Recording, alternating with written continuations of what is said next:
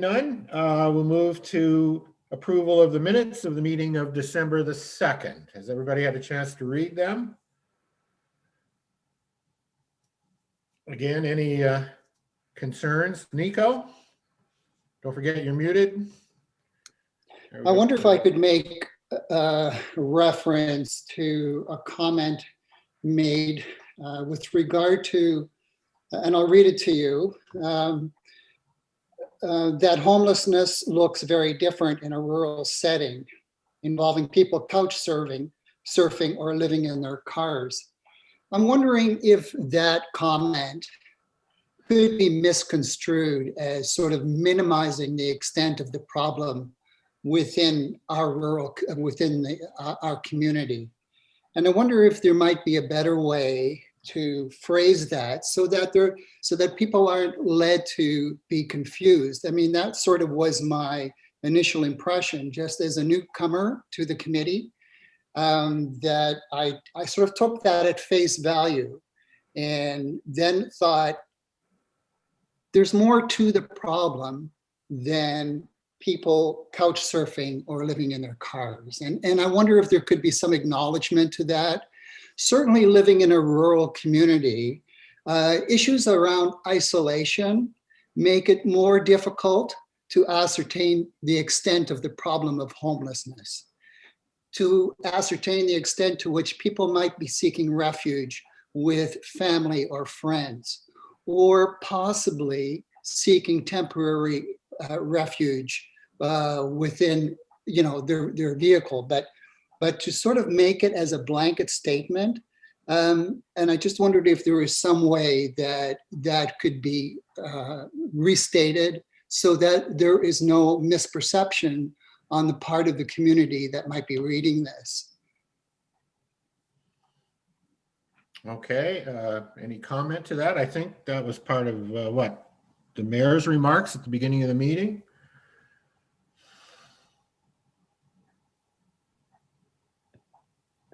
Who wants to address that? Anybody? Tony, you're muted. Well, I'll speak right away. If that's what the mayor said, then why would we change the record? That is a good point. Yep. Tony? Okay, first of all, yeah, that's a really good point, actually, Brian. But first of all, I was going to say welcome to the committee, Brian and Nico. It's nice to see you added to the committee. And second of all, I was going to say that I agree with what Nico's saying, and perhaps to the point that was just raised that is what the mayor said. Maybe we could make it an addendum or a note on today's minutes that, assuming, I mean, maybe there needs to be discussion here, but obviously we could, if we agree with that, which I certainly do, we could make mention of that in today's minutes, perhaps. Yeah, that is one way to look at it. Councillor Foster? Thank you, Chair. Anytime you look at social science, you want to back it up with facts and numerics. Do we have any, and I'm trying to understate the problem, it probably exists, but it's an anecdotal comment. What facts do we have? What statistics do we have to back up the statement? How many people are couch surfing? Do we have any bona fide facts to support it? What facts do we have about couch surfing? Ian. Thank you, Chairman Fisher. I can attest to the fact that within my ward, I have people living rough. I have one individual living in a garage. I've had other people living in canoes underneath when the Badley Bridge was in place. And then the person relocated close to it. So we do have people living rough in our community currently. And then the other thing is I do like what Nico was saying in terms of expanding on what does homelessness mean. But again, I also support what Brian was saying is this is what the mayor was quoted as saying is we need to leave that in the minutes. But I think going forward, we need to broaden what does homelessness mean? Because it is an issue in our community and it's a huge issue. Okay, thank you for that. I think maybe we don't want to spend a lot of time on this. I think the point is well taken. We probably shouldn't change the minutes if that's an accurate reflection of what we said, we can note in today's minutes, as Tony suggested, that we further discussed that idea, and I don't know, we want to ensure it doesn't, the statement didn't minimize the issue before. It's not something we're going to go into in great detail, but that we're sensitive to the meaning and don't want to downplay the problem or something like that. Tony, is that what you were thinking? That you're muted again. I know you're nodding your head, but there we go. Yes, yes, I think that's a good idea. All right. And So if I that's could if I could just speak to Councillor Foster's question, I'm pretty sure the Community Foundation has looked at homelessness as part of their vital signs review, or certainly income disparity. And so if we were looking for hard numbers around that, that would be a good place to start looking. okay. Councillor Foster, and then we'll move on, I think. Thank you, Chair. I just want to be clear. I'm not attempting to understate or contradict the problem. I'm simply pointing out that if we have a problem and we want to resolve it, we have to define it and measure it so that we know how big it is. And that's important. So I'm just wanting everyone to be clear, or to be clear rather to everyone, that I'm not trying to belittle the problem or suggest it doesn't exist. I'm simply pointing out that if we want to resolve the problem, we have to define it and know how big it actually is. And that to me is essential. So I just want to be clear about that, Chair. Thank you. Okay, thank you. I'm not sure how much we'll address that particular problem, but it was a statement at the beginning of the last meeting, and we can certainly say that we've looked at it again and don't want to leave any misperceptions. Tony also reminded me I was remiss at the beginning of the meeting, not welcoming our newest member, Nico van der Sluis, and he comes to us as the appointee of the Heritage Advisory Committee. So welcome, Nico. You're already involved. Thank you for. Thank you. This didn't take you long to get your feet wet here. So Yeah, sorry to make my first impression by not at all. critique, And, but we're thrilled to have you. I don't know, you probably know a lot of the people here, maybe everybody, I don't know, but anyway. certainly not everybody, but certainly some, yes. All right, good. Thank you. And also, just before we move off, Devlin, I think I saw somewhere the township is starting the process to fill our citizen member vacancy. Yeah, those applications are due at the end of the week, so we will begin the process shortly of replacing Maddie. Maddie, yeah. Is it the same process as the last time where anybody can apply and then it goes to council for a selection? Yep, that's correct. Okay, so I guess for everybody's benefit here, if you know of anybody who might be interested and they haven't heard yet, they got what, till the end of this week, so not very long. Until Friday at 4 o'clock. Yeah, to contact the clerks and get an application in if someone out there might be a good member or would be interested. So anyway, keep that in mind and then we'll be fully up to speed. Okay, so move along. I think, where's my agenda here? The next one is the approval of the minutes, or sorry, the approval of the agenda. Any suggestions, modifications, changes, additions, deletions to today's agenda?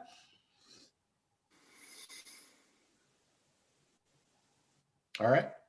Oh, okay, two people. Councillor Foster. Thank you, Mr. Chair.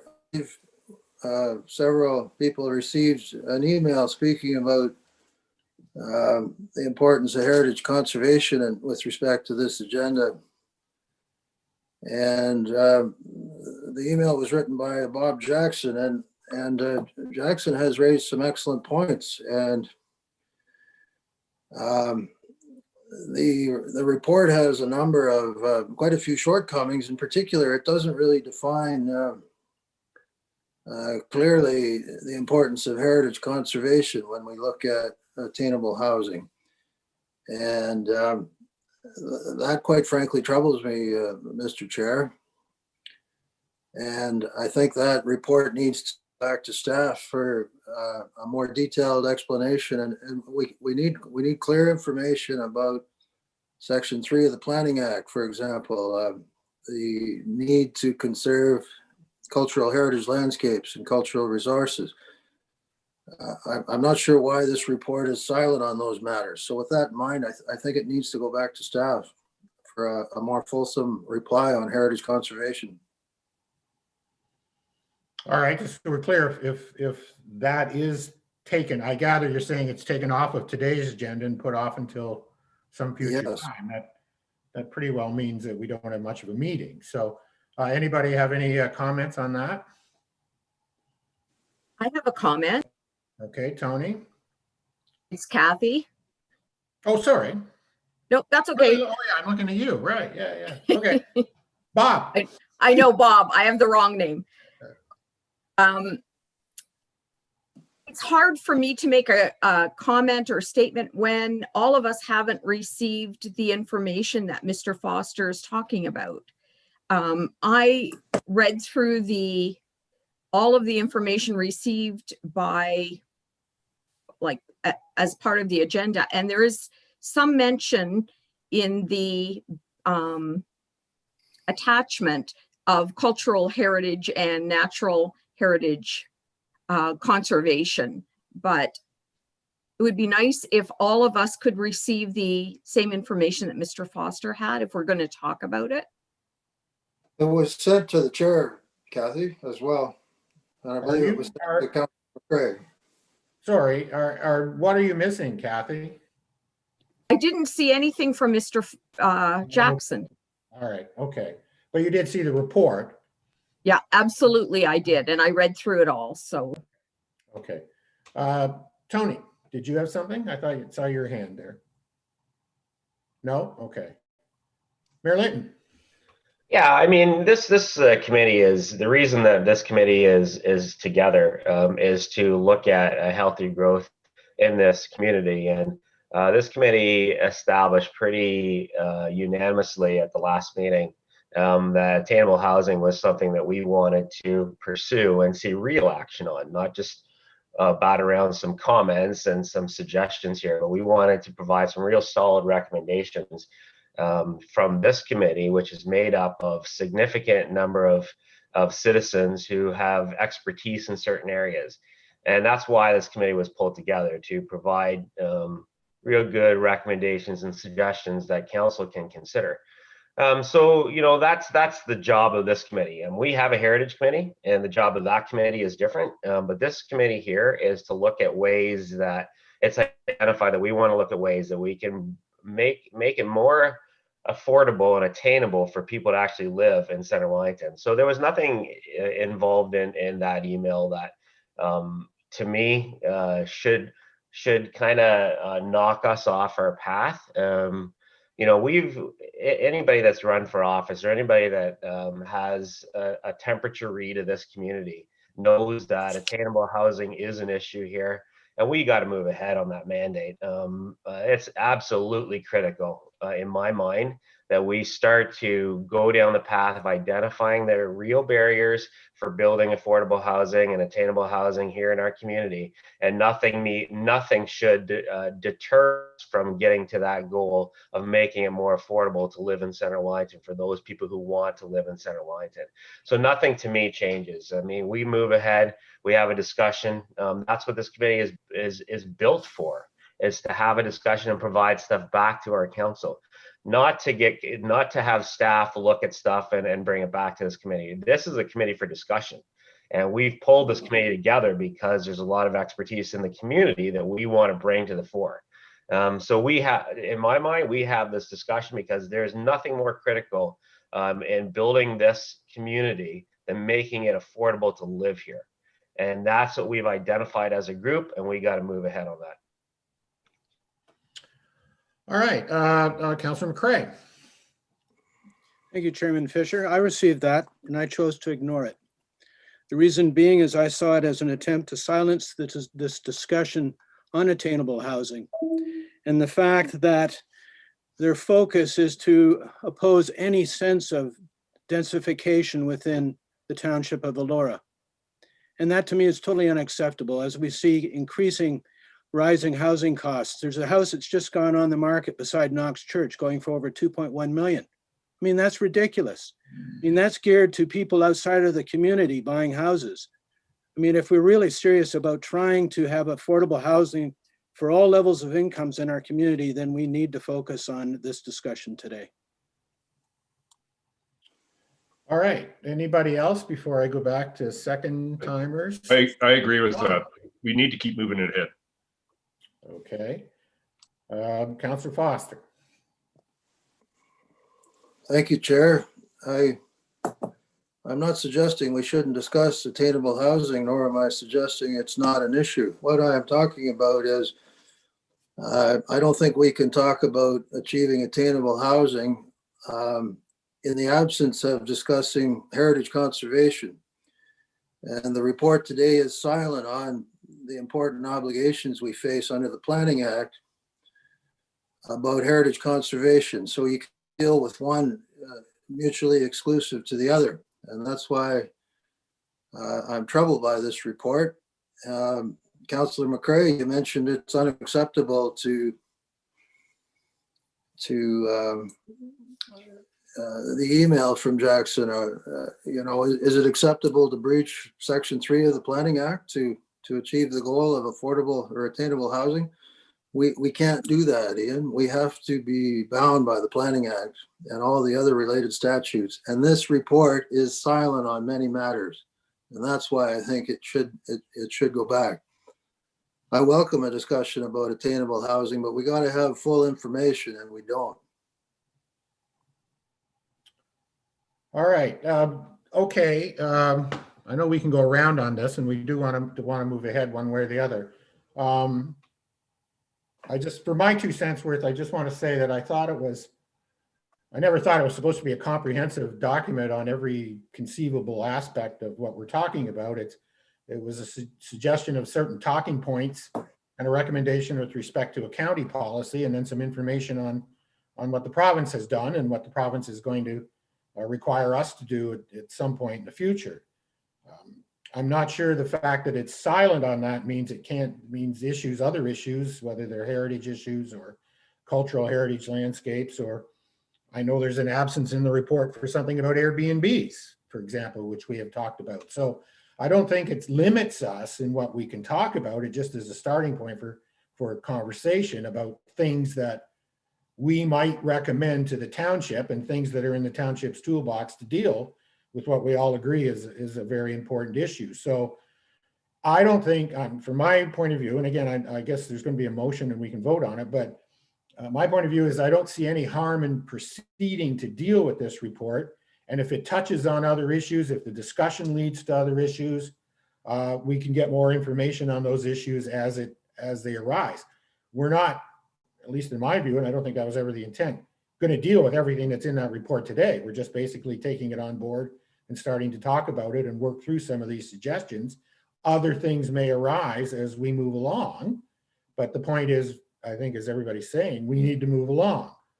So I'm quite content to leave it on the agenda, acknowledging that it probably is not a final document, nor is it intended to be. And if other issues arise, we can deal with them as they arise. And as the mayor said, if anything that we would be proposing causes concerns at the Heritage Committee, or for that matter at Council, Council is ultimately going to be the one that makes decisions on where we go. If anything, we recommend. So maybe the place for that debate is at Council rather than here. I don't know. I don't know what the committee feels. I'm guessing, Councillor Foster, that you're basically moving that this item be deferred off the agenda today. Is that correct? And you need a seconder for that, and we'll have to vote on that. And then depending on what happens there, we'll proceed. But in any event, nothing is going to be off the table. And it seems to me we don't really need a complete document before we start in on the discussion, bearing in mind that other things may come into play later on anyway. So that's just my 2 cents. Does anybody else have anything? We have a motion on the table. Andy. Thanks, Mr. Chair. I just want the community to be aware, as I know not everyone has a copy of that email, as it was only particularly sent to certain people. The email calls into question a number of items, which in our read of it, is not necessarily accurate. So they raise issues that are not specifically even need to be addressed or are problems with how we proceed. It is the author's specific own opinion about that, and not necessarily all fully accurate. So I just wanted the committee to be aware of that. Yeah, and again, this is not, I don't know, maybe there's misperception. This isn't a formal planning report to council. This is more of a discussion paper, at least the way I read it, as almost a memorandum to the committee. And it's supposed to facilitate our discussion of an issue that we've identified as being very important. And as I say, if other things arise during the course of that discussion, we can certainly deal with them at that time. But again, we do need a seconder, I guess, for Councillor Foster's motion, if we're going to talk about it any further.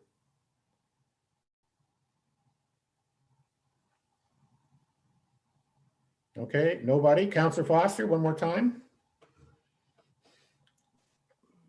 How can you discuss attainable housing in the core of our two towns without discussing heritage? You can't do it.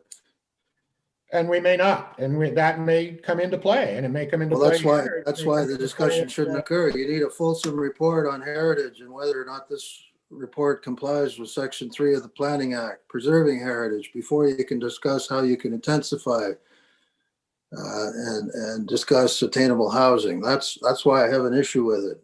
No, I understand that. You can't discuss one in the.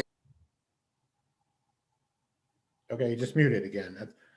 I don't disagree with that. I just think it's a question of chicken and egg. Can we proceed with the discussion bearing in mind that might become a part of it? Or do we put the discussion on hold until we anticipate everything that might come up? I guess that's the process issue here. So I'd like to know if the report complies with Section 3 of the Planning Act and the policy statement on the Places to Grow Act, because it's silent on those things. There's some good points raised. No doubt. I don't see how you can discuss attainable housing without discussing heritage. You can't. You cannot do it. Maybe. Okay. Anybody else? Nico. I'm just wondering, in terms of this being a discussion paper, is it a fluid document, or is this document sort of written in stone that this is the document that all further discussions will emanate from? If we have further discussion pertaining to this paper, is it conceivable then to assume that discussion paper will amend itself based on the discussions we would have today?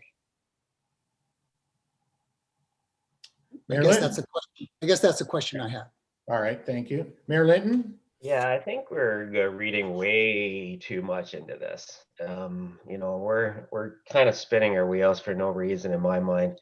The purpose behind this is just to follow up with the direction received by the committee at our last meeting, that we want to make sure that we make some serious progression in moving towards more attainable housing in Central Wellington, period. One of the things that we identified at our last meeting is we have to really define what our role is when it comes to housing in Central Wellington versus what the county's role is when it comes to affordable housing across the county. So the only purpose behind this report or this memo with this recommendation is to make sure that we understand and we're supportive of the county's role when it comes to affordable housing and their capital and their 10-year capital plan. What that does then is we understand that affordable housing and social housing are within the responsibility of the County of Wellington, and we are supportive of the direction that they're taking to make housing affordable, and we recognize their role in it. The second piece then is, okay, so what role does the township play, and what role by extension does this committee play? And that is in attainable housing. So what it's saying is that basically it's formalizing the decision we made at our last committee that we are going to go down that route to provide some assessment, to look at targets, and to go down this path of making recommendations to council about increasing attainable options in Center Wellington. And that's it. It's basically formalizing the decision we made at our last committee meeting to go down this route. And that's it. So anything related to heritage, anything related to the Planning Act, it doesn't come into play. Obviously, when we move towards recommendations and council has to decide about things like this, we have to be compliant to legislation. And then there might be a role for the Heritage Committee to play. But until then, all this is saying is that we recognize attainable housing is an issue in Center Wellington. We recognizing the county has a role to play, and we recognize that we are going to play a very important role on this as well. And that's it. Okay. How much more time do we want to spend on this? Do we want a seconder for the motion, first of all, before we talk about it?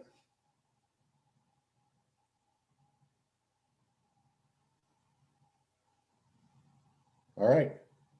I don't see a seconder. I guess my understanding is then there is no motion and we simply proceed. Is that correct? All right. Good points though. And I'm sure we'll come back to it one way or another. So moving forward to the item, maybe Brett, you want to take us through the report? Sure. Thank you. Thanks, Brett. Mr. Fisher. I just want to say, the mayor made the point. Our last meeting, we did discuss the county's attainable housing strategy. And I was tasked at the last meeting with writing a report regarding the county's attainable housing strategy. County's attainable housing strategy was written by a very well-known planning consultant, Weston Associates. So I just want to say that it was a planning report that started this, that's talking about housing, and that's what I've done. But what I really wanted to do with my report was lay out for the information of this advisory committee of what the provincial actions are or have been that sort of led up to where we are today with the county's attainable housing strategy and things that have happened at the county and things that we might do going forward. And it is a report on housing.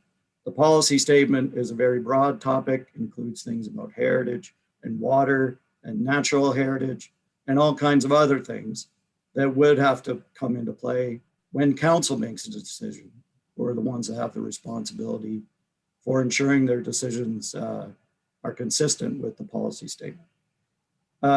So anyway, what I wanted to give is the background to what the province has done with regard to the housing vein, because it's very important for us all to realize that the province has taken very significant action. And I think because housing is a huge issue. So I start off with a description of the Provincial Housing Supply Action Plan. The changes then that result from Bill 108 that are all oriented towards increasing the supply of housing. And then subsequently, the specific amendments to the PPS and the growth plan that were made subsequent to the Housing Supply Action Plan, just so that the committee members could see that there's a very strong provincial position and movement towards increasing the housing supply, which is in alignment with what we wanted to do. So then I moved on to talk specifically about the county's attainable housing strategy. The mayor provided a synopsis of it at the last meeting. And I just wanted to draw a couple of conclusions that the county concluded in their strategy. Currently, there is an insufficient quantity of market housing being constructed that is financially feasible. This is due to several factors, including but not limited to the availability of financing, interest rates, cost of construction, building materials, and land values. The county didn't try to define attainable housing. That's one of the things on the list of things that we talked about. And then I reiterated the policy recommendations that are in the county's attainable housing strategy.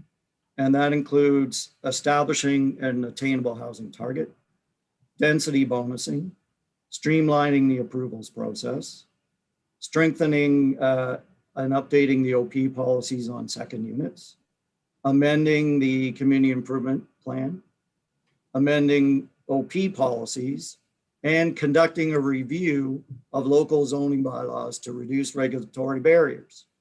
And then there's recommendations regarding financial incentives, which include development charge reductions, potentially reduction in parkland dedication requirements, and possible fee reductions. So the table at the end of my report is sort of my comments on what we could do with regard to each of those recommendations. And the first one was the establishment of an attainable housing target. I've done a little bit of research on that. The county, as I mentioned previously, they did not attempt to define what attainable housing was or set a target, other than to talk about it in general terms. And in fact, there's very little literature on what attainable housing is. I was able to find a potential target that talks about housing that's affordable to between 80 and 120% of incomes, average household incomes. So one thing that Mariana and I have done is we were asked by a professor at the University of Guelph School of Rural Planning for a student project. And so we put forward attainable housing as a potential student project.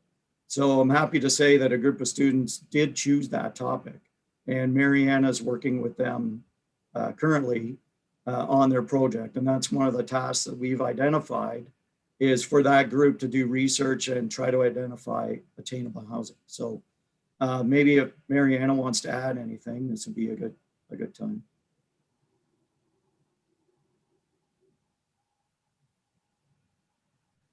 Muted. Sorry about that. Can you hear me now? Okay. Yep. So yes, thank you. Sorry about that. So I'm working with this group of students, as Brett just mentioned, and meeting with them. Our initial meeting is this coming week, this Friday. So I will be taking information from this committee and any sort of direction that we might want to give them to pursue basically the definition of attainable housing and the targets, and that would be one of their primary goals. And then doing a lot of the literature review and the research. So anything that comes out of this group that anybody, we can discuss it here, and I can definitely take it to them. And we could have them participate in this group as well if needed, so they can bring back some information and we would report back to this group. So we think it's a really good opportunity. And if anybody has any suggestions, I'd be happy to discuss them here.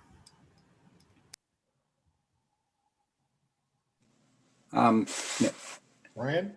I think a fairly cursory bit of research will show that a number of municipalities are way down the road from where we are.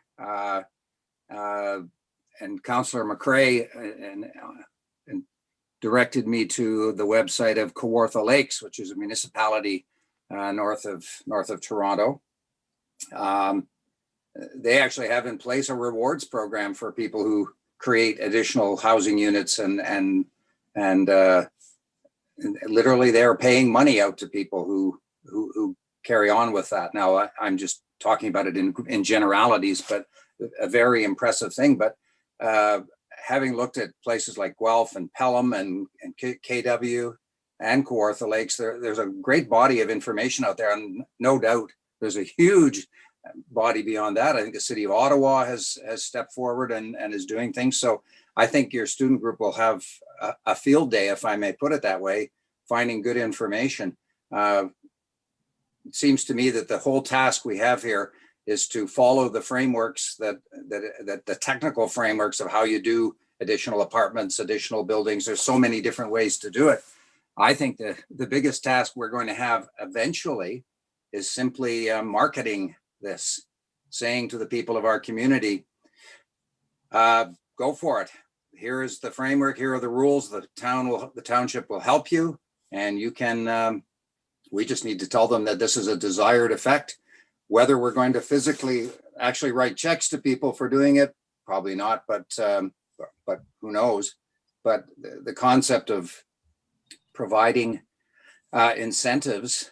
I mean, incentives are great things in the world of property and ownership. And I personally have 4 friends who are converting parts of their houses to apartments and live on a street that has many multi-dwelling residences. So I'm just saying that I think there's lots and lots of material out there that we can look at and adapt. I think the big job, ultimately, speaking as a former marketing executive, is telling people about it, getting the message out there and saying, hey, it's not some vague mystic concept. You can do it. Here's how you can do it. And there are people that will help you do it. And you might save a little money doing it anyway. So anyway, sorry, just thought I would throw that in because the problem doesn't seem that complicated to me as we go forward. Okay, anybody else? So ultimately, that's one of the recommendations that we would be working towards as a committee, is to provide that some knowledge or some meat around the concept of what an attainable housing target is, and then of course how we get there. Is that the focus of this recommendation or this point? Brett? Yes. Okay, so do the students need any more? I'm not sure we're in a position to give any direction to them right now. We're kind of relying on what they bring back to us. The idea is just to look around other municipalities' literature and what do other people use for targets? What's the definition of affordable housing based on medium income or based on real estate values or however they do it?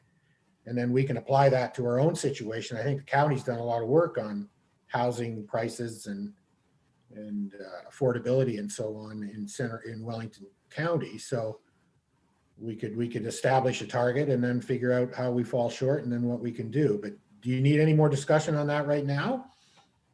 Or any more direction? No, I don't think so. I think our first aim is going to be to establish terms of reference.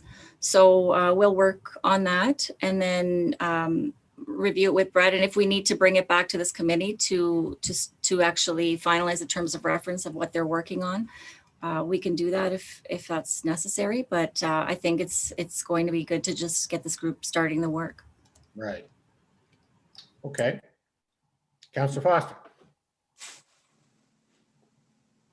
Thank you, Chair. Perhaps one of the terms of reference for the students, Mariana, and this committee, perhaps one of the terms has to be how do you achieve increasing density with additional units in heritage areas? And that's really the crux of the matter I tried to raise earlier. We have to consider heritage conservation in any discussion about attainable housing, because there will be a desire to put extra units in heritage areas. So that's really, I wasn't attempting earlier to suggest we don't have a problem.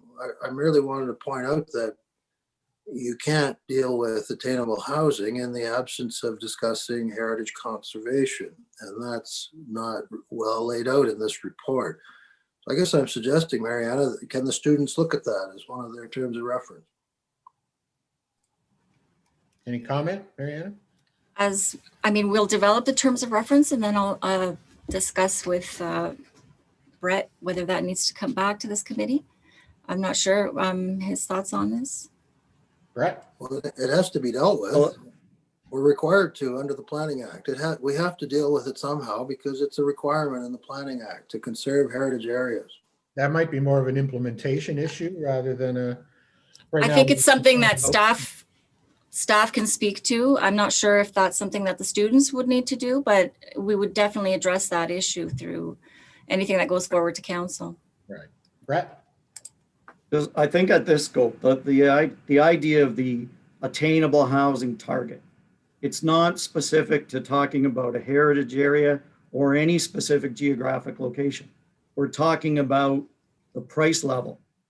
What the county study started out as people who work here and employers in Center Wellington and the county as a whole, the people with those jobs can't afford to live here.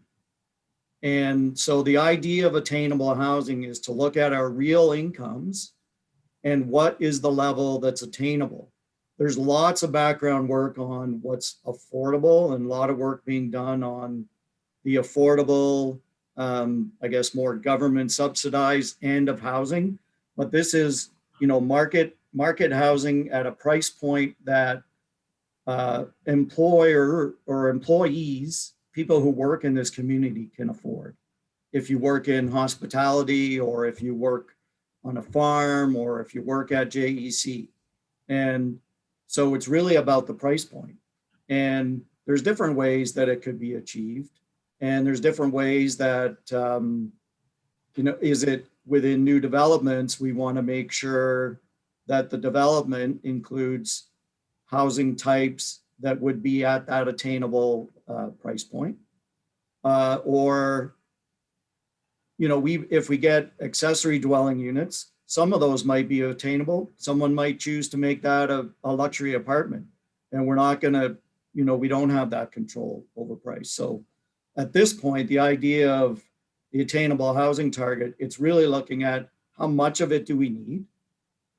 There's a target already in the policy statement about quote unquote affordable housing, but there isn't one on attainable. So that's why there needs to be some additional work on. One of the challenges is finding current income data. So the best I've been able to find so far is from 2015. Unfortunately, since we're not a census metropolitan area and not in one, StatsCan data for us that includes Center Wellington, a little harder to obtain than it is, for example, for Guelph. And that's a challenge right there. Okay, thank you. Andy, did I see your hand? Yeah, thank you, Mr. Chair. Just want to clarify some of this discussion. What we're looking here is looking at a strategy and how we're going to address the situation that we have in our community. I think there's comments regarding getting into the details and into the weeds that don't need to be part of this discussion at all. Staff and the students and those that we're going to work with have a number of policy issues, a number of municipal acts, a number of planning act matters that are all going to have to be looked at as part of the implementation of the strategy. So just to point out heritage conservation, when there are a lot of other planning matters, municipal act matters that are all going to have to be addressed. So I think what we need to do is talk about this high level, get focused on the high level strategy component, and then work on looking at an implementation strategy that addresses those various different components in our community.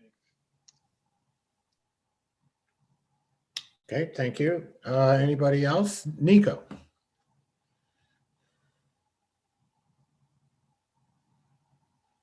I do just want to provide my support to the comments made by Councillor Foster as pertains to heritage.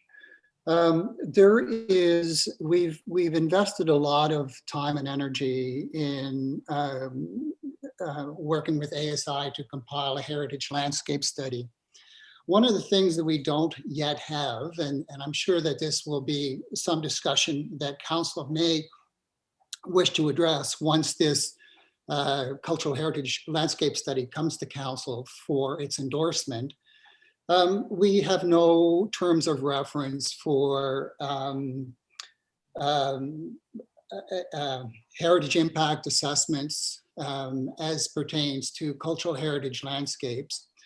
And I wonder if that might also be something that perhaps the students might be able to look at in terms of those kinds of terms of reference.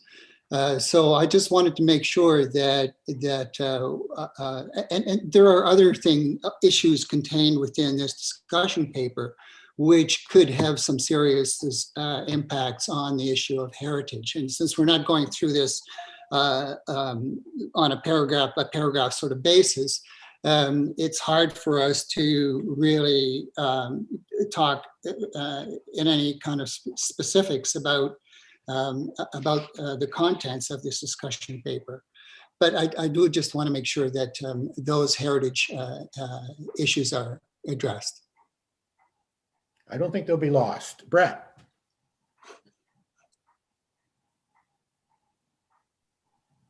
Just want to make the point, the students that we're talking about, it's a class that's existing for a semester. So they need a class project for a semester that ends in April. You know, we're far away from having any sort of concrete proposals that would need to have, you know, a heritage impact assessment dealt with. We're a long way away from that. So that kind of thing might be something that we try to get a future class of students to do when we get to that stage. But at this stage, we're trying to define and get research on what are the income levels that we're talking about, and what is that price point, and what's a reasonable target in terms of, say, the percentage of new housing that we want to have. What percentage do we want to be attainable? Right. Thank you. And I think that raises the issue, and I guess maybe this is a good point to put it in, that what is our long-term approach? And it's for this committee, the approach. We have a discussion paper in front of us. We have some suggestions of possible things to look at. Is it the intent that we go through them in detail? Because we have development charges, we have zoning, we have OP policy, we have endorsing the county approach to attainable housing. Are we at some point going to go through this and discuss each of those things in a little bit more detail? Or are we simply going to say we want, as a matter of our advice to council, we want council to look at all of these things, but we're not going to do that for them? I noted one of the recommendations was to establish a working group of this committee, I think, to look at the zoning, if I'm not mistaken. Is that to be the approach for some of the other? The development charges recommendations you're going through, as I understand it, a development charges review this year anyways. Should we be part of that? Is that going to take this? Is that going to look at this anyway? I guess those are my broader questions of, we have something that's given us certain ideas that we could suggest to the township. Are we going to explore each of them in some detail in a series of meetings and then produce sort of detailed recommendations? Or are we just going to say, we want to adopt a general strategy and here are some of the things you look at, and they've been set out in either this document or a subsequent document that maybe include some of the other things you've been talking about. So do we see how this is going to play out? Is there an intention here? Just to be clear to the membership, and so we move the discussion along in a sort of a planned way. I don't know if that's to the mayor or that's to Brett or Andy, maybe. Mayor Linton. Yeah, I think that's good comments, Don. I do see this group, and the reason that we pulled this group together with the different skill sets and experience that we did is for this group to be a working group that talks to and discusses some of those things that you raised. What we need first, and we're talking a lot around things, what we need first is clear, formalized direction that we are going to pursue attainable housing and identify and discuss strategies to bring more attainable housing to Center Wellington. Once we have that direction, this committee, in passing this recommendation, then we have our marching orders. And then I think that based on that, and based on the work that the students are going to do, we're going to look at some of those potential suggestions or recommendations that have been identified by the county, and also some of the discussions that we've had, and to have a real solid discussion on each one of those, so that we can come up with recommendations that go back to council, and staff are going to help us along in that process. So I see this as a real good incubation group to have those real tough discussions, because But the first thing we need to put a stake in the ground that attainable housing is something that is important and is what this group is going to focus its attention on, period. And if we can get there, then we have some direction, and then we have a launching off point where we can start to have some real good discussions about potential actions that we can take. Because until we get there, we're just going to be talking conceptually. We're going to be talking around things. But we need to put a stake in the ground saying attainable housing is an issue in Central Wellington, and we want to come up with some real practical recommendations and suggestions to change that. And then I think we can do some real good work here. Thank you. So is it your view then that today we would be in a position to deal with the recommendation that's in that paper? Or are we not there yet? I think that's exactly what we need. I mean, this is the second meeting already that we've had to just formally state attainable housing is something that we want to put our minds to and focus on. And we got to get that done today so that next time around when we get together with this meeting, we actually start talking about what sorts of suggestions can fall from that direction that we've taken as a group. All right. Councillor Foster. Thank you, Mr. Chair. My question is to Brett. Brett, you're the author of this report we're reviewing today. Brett, I want to know, did you consider Section 3 of the Planning Act when you wrote this report? The importance of preserving cultural heritage landscapes. I don't have the plan. I don't have the Planning Act in front of me at the moment, but heritage is only one of many things that the Planning Act requires consideration. Another one is the housing supply and the supply of affordable, attainable housing. So, and the policy statement, it's applied by its council when a decision is made. So I'm taking a recommendation of something that already been to county council, their attainable housing strategy and things that we can do. There's any number of impacts that could result from any one of these recommendations that will have to be looked at. Water supply is another one, natural heritage, cultural heritage, all kinds of things. So is, the municipal budget has to be considered. If we're gonna incentivize attainable housing, well, can we afford to do it? Those things all have to be considered. I'm commenting on the recommendations that were in the county study. That's it. Okay. Steve, did I see your hand up there?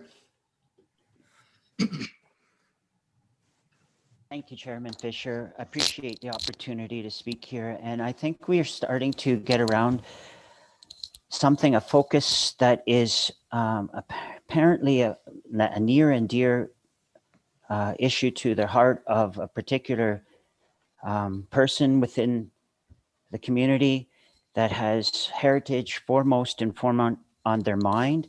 And I caution Councillor Foster to be careful that he doesn't let the interests of that person hijack the good works that this committee is trying to advance. And I'm going to start by suggesting that I agree that we have to identify what attainable housing is. What does it look like? What income levels are required to hit that? Those are very, very important terms. And then we're going to question, is this rental or is it ownership? And if it is rental, then we're going to be looking at possibility that our best resource for rental is, of course, our existing housing stock. And we're going to have to then direct decisions made by decreasing barriers for the creation of units within the existing housing stock. We're going to have to look at financing options if it is ownership that we have to worry about. And then it's inevitably going to be leading to increased incentives, whether that's at the county level or whether that's at the local level here, and heaven forbid, but provincial level as well. But those are the ingredients. There's no rocket science to this. I think our best resource is housing stock, and if it is ownership, and we're looking at it from a new housing construction situation, well, then we've got two opposing things that are going on in the new housing, and that one is that the free market is determining the value of the prices is going up. And Councillor McCrae, you mentioned about a housing stock. I don't think we should be trying to intervene or think that we can intervene with the free market and the housing pricing. That we've got no control over that. So we have to look at what we can control. And I just have to cite that council is going to be dealing with the development charges in March for approval for a DC increase that is for a single family home increasing by 12.5%. So you're going to be dealing with that. And I assume that it's going to get passed because it's all been done in accordance to provincial legislation with how the DC is to be assessed. And all the, of course, the different, I'll call it committees or sectors of the province or of the municipalities have all put in their budgets or their capital projects that are going to be foregoing. And things like bridges and buildings and equipment, those are all things that you've already predetermined. So I don't see how the DCs can be going down in any effect, but these are all for the new housing sector is going to make attainable housing less and less available in the new housing market. So I think our real resource, and maybe the group or the university students can look at how existing housing stock can be the answer to what is be considered or defined as attainable housing. And that has to be with either that's rental or is it ownership. So that's my 2 cents. Okay, thank you. I just have to say off the beginning, I think the paper alludes to both, but that could work out differently as we go through it. Don, did you have your hand up? Yes, I think we should divide this. We should talk about new builds, new subdivisions, new builds as one item, and I'll put rebuilds or renovating as a second issue. So that if you put them both together, they're very different components to get to an end result. And I think when the students look at it, they should cut it in two because it's really, really, really different. To Steve's point. Okay, thank you. I think we're putting a lot on what the students were intended to do here, but however it's looked at, that is very important. And I'll leave it at that for now. Councillor Foster, did you have any do you have additional comment? Yes, thank you, Mr. Chair. A number of additional comments. First of all, Steve, I appreciate your comments about one individual. However, Steve, I was born and raised in Fergus. I've lived here most of my entire life. Back in the mid-'80s, I watched with dismay as a building as pretty as the Allure liquor store was demolished right beside Melville Church. And we could have had two of those beautiful buildings, but because of a failure to preserve our heritage, we lost one. And Steve, I want you to know that is the perspective I come from. I was born and raised here. History is important to me and it's important to our community. And we need to do our job to preserve it. So I want to be very clear. That's where I'm coming from. Secondly, Steve, you mentioned the free market. And I think we as a committee need to be aware that, Steve, your point is well taken. There's precious little we can do about the market price for homes. It's a supply and demand equation. We happen to be less than an hour from the GTA. We're in the GTA's exurbs, and that growth pressure has come because of geographic and demographic factors as much as anything we might do to raise the supply of attainable housing.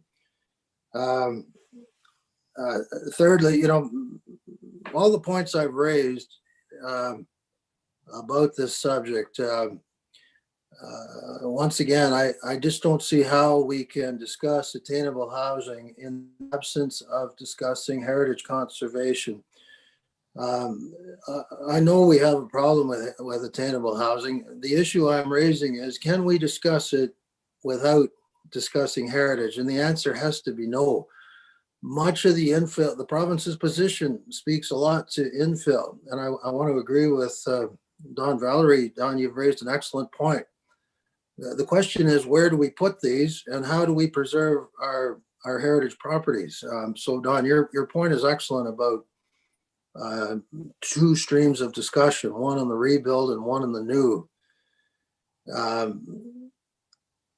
So I want to be very clear. I realize we have an issue with attainable housing. It's market driven. History is important. Heritage is important. We all know that. How do we then, and it's not about charging these students with tasks to do. We as a committee are looking at these issues and we're going to make recommendations to council. We've got to do that right for us to be effective here. And I don't see how we can do it by ignoring heritage and focusing only on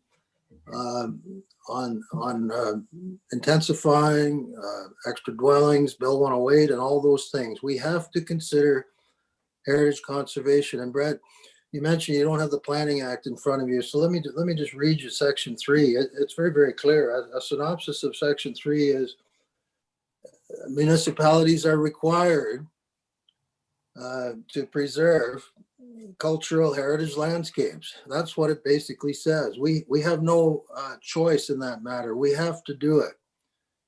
And they have been identified in our cultural heritage study in that Appendix K. There are 18 areas. We have identified them. And when we identify them, we have an obligation to preserve them. And that's where I'm coming from. This is not about Bob Jackson. This is about doing what's right in my hometown and the hometown of many people and the community we all love. That's what it's about. So that's those are my comments, Mr. Chair. Okay, thank you. Anybody else? Kathy? Looking at first off, I would like to make the motion that this committee, I'm going to read from Brett's report, I believe it is, that the Healthy Growth Advisory Committee intends to work with the County of Wellington on the addition of attainable housing within Center Wellington by establishing an attainable housing growth target as part of Wellington County's 10-year capital plan to invest in affordable housing projects. I want to put it on the table so that we can get a motion to start talking about, and maybe it needs a seconder, but I think that I agree with Mayor Linton that we need to start with a motion that we're going to I'm open to friendly amendments, but I want to get something on the table so we can discuss it. My other point is that looking at this committee, there are at least 4 people that I am aware of on the committee: Mariana, Nico, myself, Steve, many others, that our heritage has been a big part of our lives for the last many years. I've lived in Fergus for almost 50 now. So I understand what Mr. Foster is saying, but I think there's enough of us on this committee that we are going to take good care of heritage going forward with our comments. So I don't think it's going to be missed, but I do want to move us forward with a motion.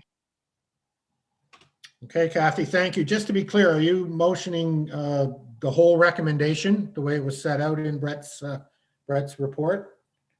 I'm trying to put something on the table so we can get a motion that everyone will agree with, that we can move forward on. So if it has to be amended, I'm okay with that. Okay, but initially, is it the one that's in the paper?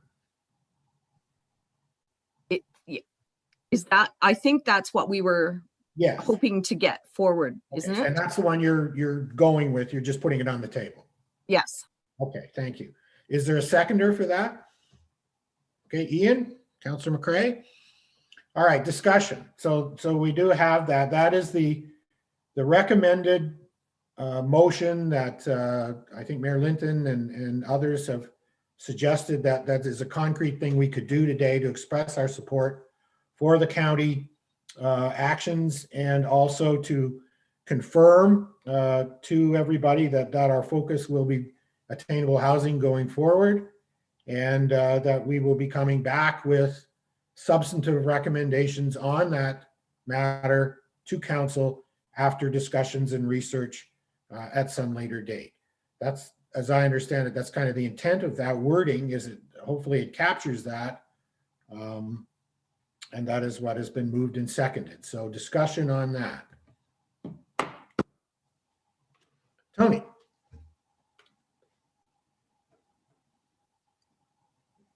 You're still muted.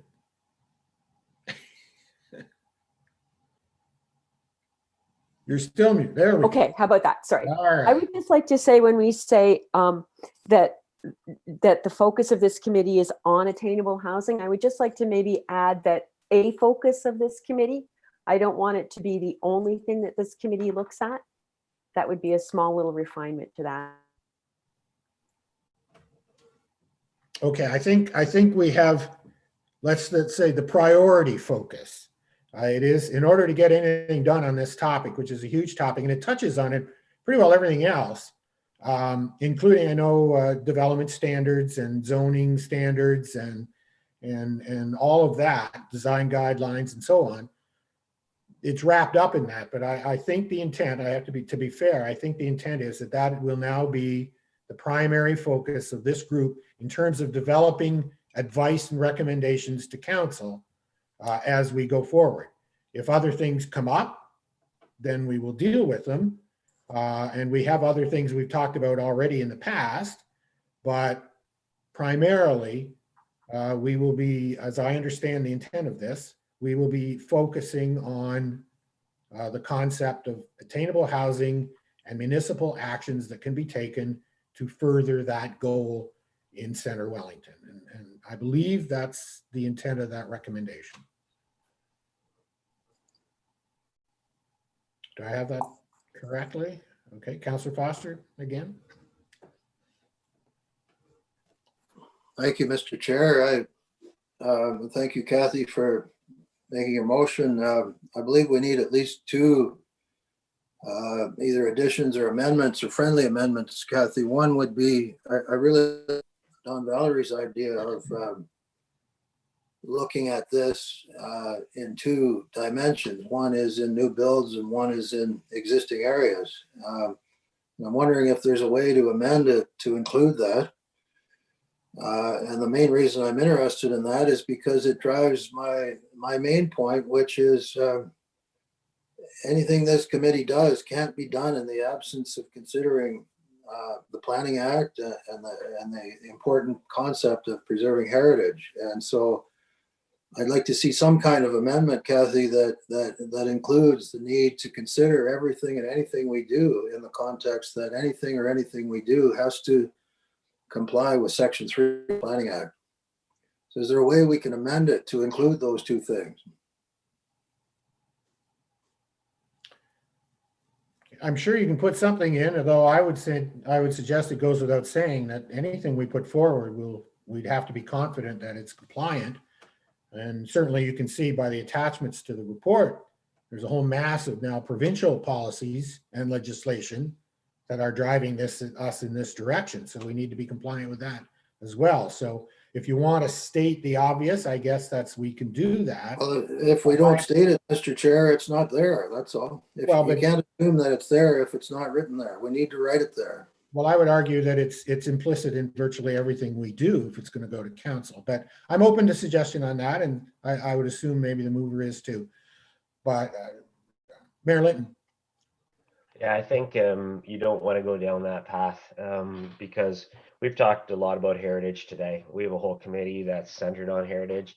There's a number of a whole host of other factors that as we go down this path, we're going to have to cover off. So you don't want to go down the path of just including one aspect, no matter how important people think it is, because then we're going to go down the path of, well, we didn't talk about water, or we didn't talk about this, or we didn't talk about that.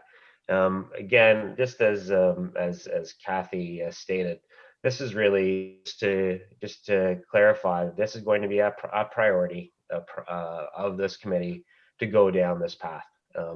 All the other things that we're talking about, obviously, we have to cross these things off. Obviously, any suggestions or recommendations have to be compliant to all legislation, not limited to heritage.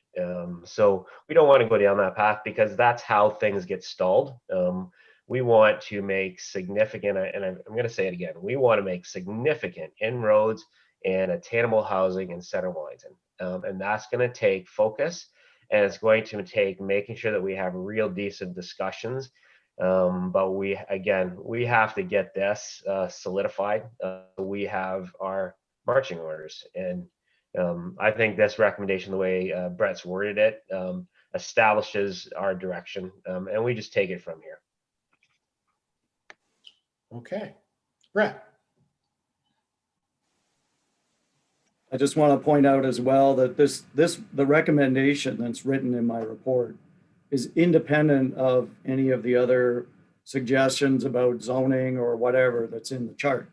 This is a recommendation that aligns with what we talked about last time, which is that we're going to establish a target and work with the county, because the county's got the bigger role. And my understanding is, their Attainable Housing Task Force is getting up and running, and they will have dedicated staff resources to that as well. Just wanted to point that out. Yeah. Okay, thank you. So it is standalone. I think that's a very good point. I'm going to say, I think we have discussed this enough. There is a motion and a second on the table. I don't know if there's any support to amend it. And if that's the case, understanding that it's a standalone recommendation, and I do after we deal with it, if that's the direction we're going to go in, I want to talk about next steps a little bit, about how we get our heads around this concept. So maybe step one is to, unless there's any real objection, call the question on the recommendation as it's been moved by Kathy and seconded by Councillor McCrae. All those in favor, I guess, raise your hands. Okay, anybody opposed? Councillor Foster and Nico. Okay, then that's carried. That is a concrete result from today's meeting. Now, having done that and having a report in front of us that lays out options, numerous options, to start to come to grips with the issue of attainable housing in the township, how do we want to proceed? Do we want to parse through these things individually? So talk about zoning and zoning issues at a meeting, talk about development charges and development charges issues at a meeting, talk about the whole concept of development permits at a meeting, talk about the impact of any or all of those things on other things that we have to deal with, which might include heritage, talk about rental versus ownership, that kind of thing. Do we intend to go forward discussing these issues in some detail before we put together some kind of formal recommendations to council? And is that the process that people envisage? Now, I'll get to comments later. I'll start off with maybe Brett on that one, just to see what the thinking is about how we go forward from here. Yeah, I think we were trying to work within the framework of the county's own attainable housing strategy with a number of different recommendations. So, we could get scattered all over the place with this topic because it is so broad. I think we do need to include all forms of housing, rental and ownership. And of course, there's any number of impacts that any action we might take would have to be considered. But there are municipalities. I think to get to Steve's point, there's going to be some incentive given because of the market driving up the prices. So if we're to do anything regarding development charges or reducing costs or whatnot. If we want to be involved at the development level of having an agreement with a developer or a builder that a number of the units are required to come in at a certain price point, then the way to do that is by intervening, if you will, by having a community improvement plan, for example, that deals with housing, that then necessitates an agreement where we can have an agreement that might impact the price. And, in exchange for that, there's an incentive given. I think that's the direction that the county's likely to be headed in, from what I'm understanding. The city of Belleville, I know, has already developed a housing CIP, so that that's one area we could look at. The additional dwelling units, what we're finding in our work so far and from the inquiries we're getting, there's a lot of demand for that in the agricultural areas. In fact, to add a second dwelling, typically those would have no kind of heritage impact whatsoever. So, that's something that we're actually, from our inquiries, we're seeing the biggest demand for. People have lots of room. It takes away a lot of the issues that we might run into about compatibility or parking if they're out in the rural area on a big lot. So, that's an area that we've looked at. It's come forward through economic development that there's also issues with farm housing and increasing the supply of housing on a farm. I would say that's a measure of attainable housing. So the reason really why I commented on, there's a whole range of things. We obviously can't do them all at once as a group but there's a means to identify and prioritize as we go forward. And that's really the reason why I think we're better off sticking to what the county has put in their attainable housing strategy just to keep us focused. But there's certainly lots of work to do in that regard. Okay, Brian. All I wanted to do as a person who likes action more than words, I'm wondering if we couldn't, in the intervening month, look at the example of certain communities. I've already mentioned some. Muskoka Lakes would be a tremendous object lesson to look at what they've done and what the incentives they've provided. I think a lot of us need a little more background and focus. I don't mean just on the specifics of our region, but who's doing it well. And certainly Belleville, Pelham, Guelph. Well, I don't know if Guelph's doing it well yet, but there are communities that are very simply identified. They have material that we can look at, and it would be great background reading, because I'm feeling a little frustrated because I'm seeing how it's been done elsewhere, and I think the path is relatively clear. I do agree, though, that it would be a great idea to discuss the implications of development fees and the various steps or the various issues that would arise in either more apartment buildings or attainable housing as the second units and things like that. I mean, there's lots of great information out there. I was just absolutely blown away by what I read. I can provide some of the links. Okay, anybody want to comment on that? So how would we see an agenda, having done what we've done today, how would we see an agenda for the next meeting? What would that look like? Kathy? I really liked that Brett has given us that chart with some very concrete things that we could discuss that he's highlighted, that this committee, like, he's covered a number of things like the development charges and the rentals. Like, it's just, to me, it's a good, it's already done, and it's a good place to start the discussions.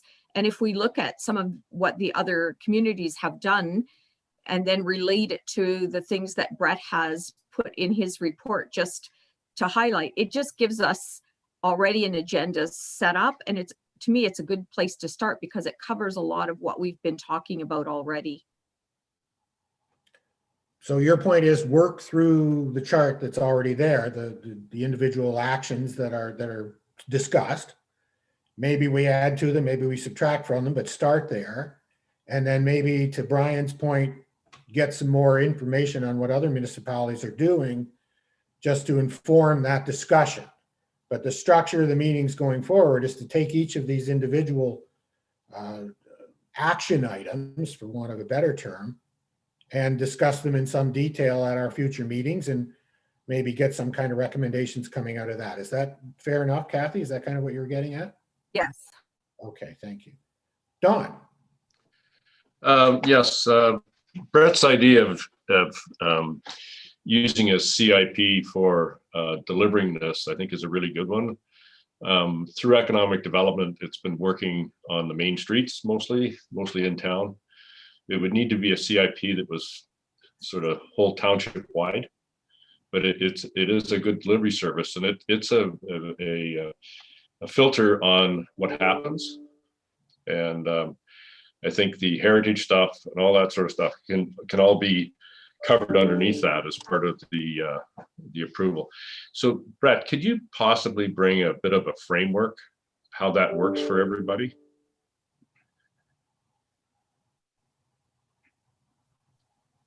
Sure. Yeah, I think, as I noted, we've already seen the city of Belleville's done a housing CIP. So, you know, that would be a place to start.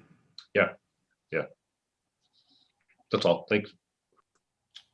Okay, Councilor McCray. Thank you, Chair Fisher.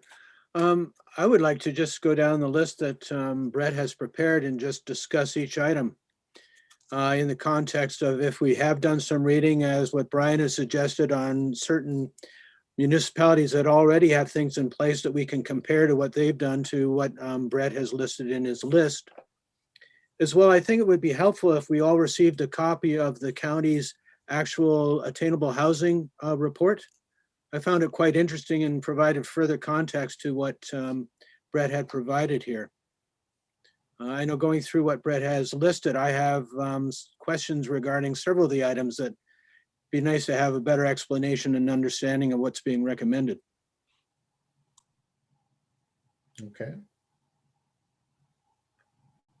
Anybody else? So I think that's kind of answers the question. We're going to go ahead with reviewing some of the recommendations or some of the action items that are in the report, and we'll see where that discussion takes us.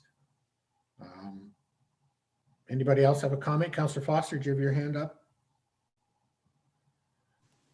Thank you, Mr. Chair. Those are good suggestions, Councilor McCray, but also, if ever you want to talk housing, you also got to look at the broader factors that are creating this problem in the first place. And one of them is absurdly low interest rates. That's in my view, a large part of our problem. It's you can now borrow money for 5 years at a cost that's in real terms lower than the rate of inflation. And that, in my view, has contributed to, if you want to call it a housing crisis in Ontario, certainly in the GTA. We have to look at all those things as well as the municipal ones. Another is the impact of the Greenbelt on supply of housing in the Greater Toronto, Greater Golden Horseshoe, Southern Ontario area. So those things be considered too, because I know there's not much we can do about them, but they set the stage for why we've got a problem.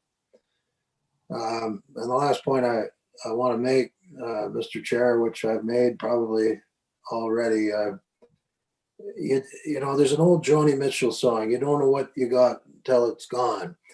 I watched us knock down a beautiful heritage building in my 20s in downtown Fergus. It could have been an equivalent building to the Elora liquor store. We could have had 2 of those buildings. And we turned our back on our heritage. And that concerns me when we discuss attainable housing, because much of the attainable housing is going to end up in heritage areas. Of that, I'm sure. You just take a look around the periphery of downtown, such as Willett Street and Guelph. There's you know, we have to consider that heritage aspect to any discussion about attainable housing. And the last point I want to make, Don Valerie made an excellent point. You know, like I'm not opposed to trying to get affordable housing and attainable housing. What I'm concerned about is the destruction of a heritage area. And one possible solution is finding ways to have attainable housing in rural areas, for example, in new builds. That two-streamed approach that Don was talking about, I think needs to be on our agenda here. Okay, thank you. I would suggest it will be, by definition, once you get into the discussions.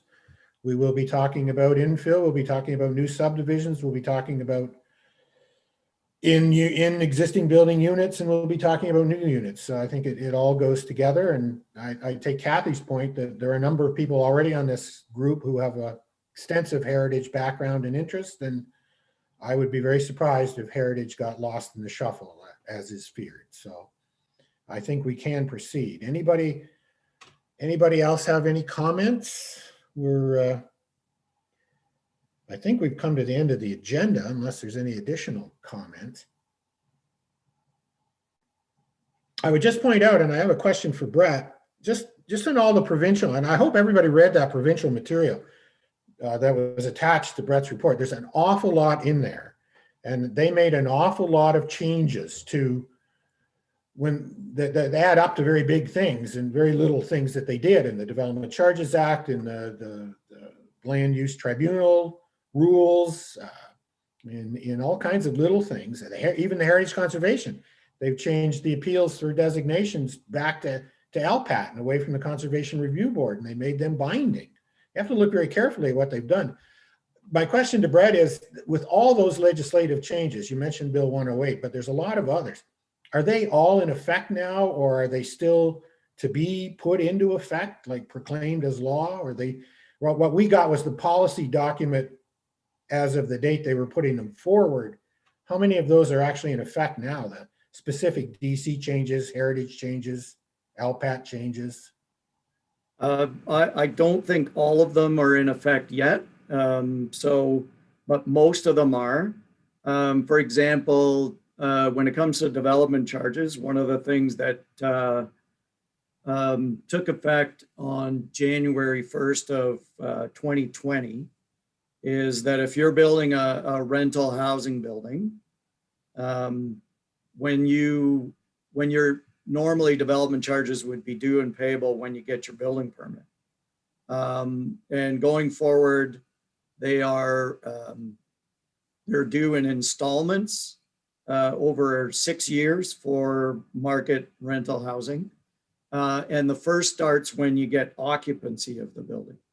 So that has created a bit of a problem for municipal administration. We're scrambling around trying to deal with that. The other part on development charges that's already in effect is the additional dwelling units that the province is requiring us to allow everywhere. They are exempt from development charges as well. So if you add an apartment to a house, they're exempt from development charges.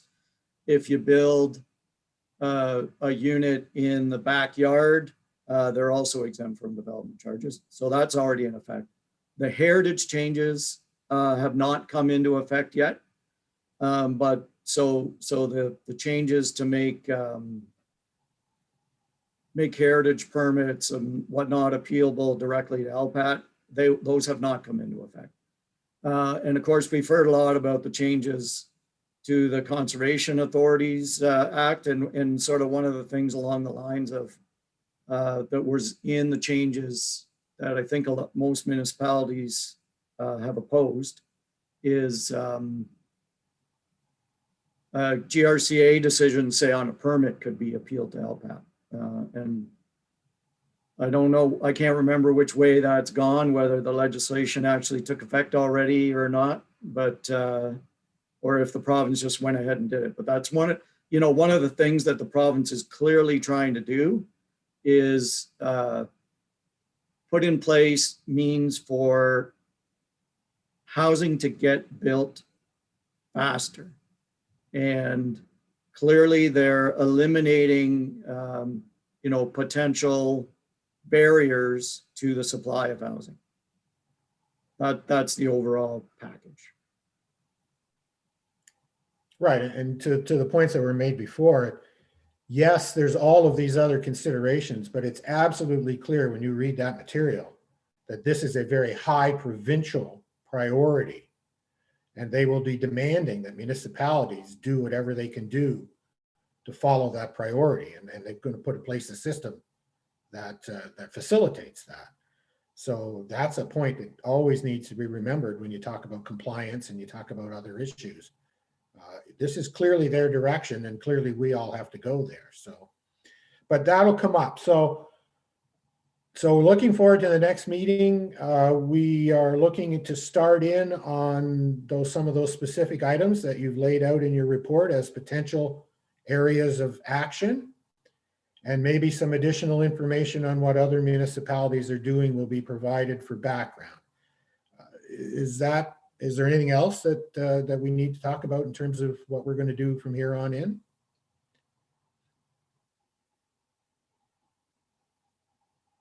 Anybody? No? That good? Tony?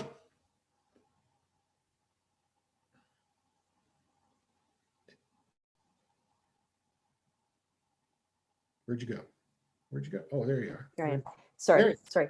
I was going to say, is it going to be the purview of this committee within the discussion of attainable housing to talk about elements within the attainable housing? So will we be able to talk about, I don't want to say the word quality of housing, but will there be an opportunity to look to, for example, trying to include some leading edge enviro features to this attainable housing, or things that, because when I hear Brett say, the province wants to build fast and remove barriers, I hear that's not necessarily building quality housing that's going to see us through to another century, right? Which is, we want to be building. That's a big part to me of a healthy community, is one that's offering healthy homes for people to live in.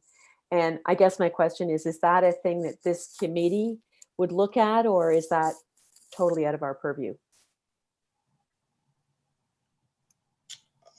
Just for my part, I would think we started out looking at things like, or considering to look at things like development standards and design guidelines, that kind of thing. I don't think we're going to lose that, and I think we probably should still stay interested in those kinds of things if they're going to come forward, hopefully in this term of council. But we're going to focus on this other as well. Okay. So that's my view of things. But I'm still assuming that if and when development standards come forward, if and when design guidelines or new ways to implement those kinds of things, they will come through here, and we will have the ability to look at them and comment on them. Okay. And I think that probably is what would address your point. The thing to remember, of course, and this will be the delicate balancing act, especially for council, the more you have on the one side, the more you impact on the other. So the more requirements you have for design and quality and environmental standards, the more potential cost you're adding to the ultimate product. And therefore, there's a balance to be struck if we're trying to achieve attainable housing. So, but that's a discussion that we all need to keep in mind, and ultimately council will keep in mind when they go forward on these things. But I don't see us losing track of that. I just see it's sort of been parked for the moment while we do this other, but they'll still come forward, I hope. Okay, thank you. Councillor Foster, did you? Yes, thank you. Thank you, Chairman Don. And Tony, that's an excellent point. It's part of my concern as well, not just the quality of homes that are built in a hurry, but I think what you said, Tony, is removing the province's desire to, they call it removing red tape. It could lead to lower quality homes potentially, but the more you remove those controls on things such as the quality of homes or eliminating red tape, or the converse is also true, Mr. Chair. And the more you deregulate things like that, the greater the potential to have, as Tony pointed out, lower quality homes, and also the more you remove regulation, the more likely you are to lose your heritage. And that's my concern as well, Tony. Same problem from two different angles. The province's desire to make it faster and expedite matters could trigger the very problems we hope to prevent. That's my concern, Tony. Okay. Anybody else? That was a very good discussion. I hope people are okay with that, and I hope we see a way forward here. So having said that, I don't seeing anybody else's hand up, we'll declare the meeting adjourned, and thank you all very much. Thanks, Don. Thanks, folks. Okay, bye-bye. Later. Thanks, Don. Have a great day, everyone.